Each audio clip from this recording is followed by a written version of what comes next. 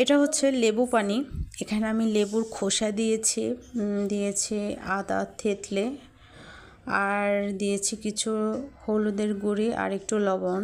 লবণ না দিলেও চলে, তারপর একটু টেস্টের জন্য দেওয়া আর কি, নাহলে বেশি একটু তেতো তেতো লাগে।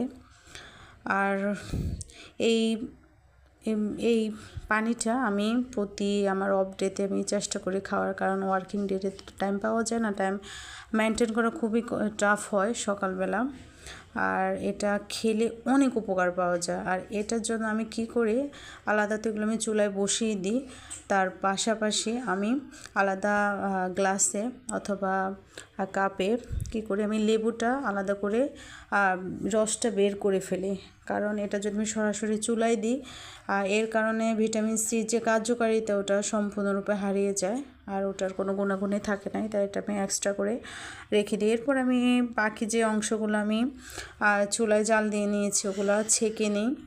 আর এগুলো তো আর খাওয়া যাবে না, এই জন্য এই পানি খাওয়ার আসলে অনেক উপকারিতা আছে। এটা মেটাবলিজম বাড়ায় শরীরের, তারপর হচ্ছে বিভিন্ন সংক্রামক রোগ থেকে এটাকে সংক্রমণ রোগ থেকে দূরে রাখে, তারপর কিডনিতে